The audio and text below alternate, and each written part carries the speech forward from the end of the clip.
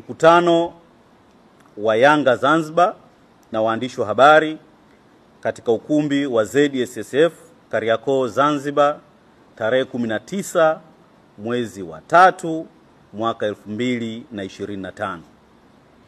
Msimamo wa Yanga Zanzibar juu ya sakata la kuvurugwa kwa mechi baina ya Yanga na Simba ya tarehe 8 mwezi wa 3 mwaka 2025 na kauli za kejeli za ndugu Wallace Karia. Sisi wanachama wa Yanga Zanzibar tunaamini kuwa kuhairishwa kwa mechi ya tarehe 8 si maamuzi ya bodi, bali ni maamuzi ya Simba walioyatoa saa 8 usiku.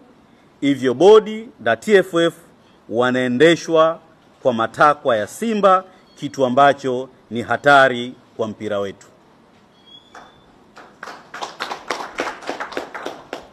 2. Tunaunga mkono tamko la uongozi wa klabu ya Yanga la tarehe 8 mwezi wa 3 mwaka 2025 kuwa klabu yetu haitocheza mechi yoyote ya marudiano na Simba kwa tarehe itakayopangwa na bodi ambayo hatuna imani nayo kwenye ligi ya mwaka huu. 3. Tunautaka uongozi wa Yanga kuto kukubali suluhu na nasaha yoyote kutoka kwa TFF itakayoitaka Yanga kukubali kucheza mechi na Simba iliyohairishwa, na tunaiunga mkono Yanga hata kama itashushwa daraja. 4. Sisi wanachama wa Yanga, wapenzi na wapenda soka wa Zanzibar, tunamtaka ndugu Wallace Karia aombe radhi juu ya kauli za udhalilishaji wa viongozi wa vilabu vya mpira nchini Tanzania na hasa viongozi wa klabu ya Yanga.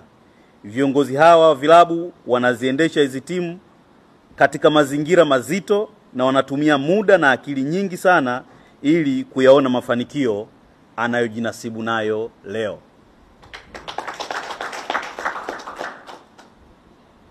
Haya manne ndio msimamo wa wanachama, wapenzi na mashabiki wa klabu ya Yanga Zanzibar, na msimamo huu hautobadilika.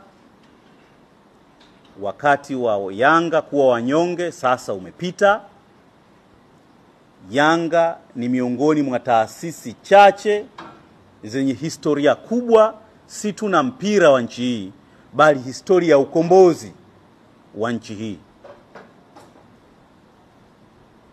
Hivyo si timu ya kuibeza wala kuichukulia mzaha wala kuikejeli. Tusipendelewe, lakini kanuni zinazoongoza mpira zifuatwe. Crown Media. Hapa ni nyumbani.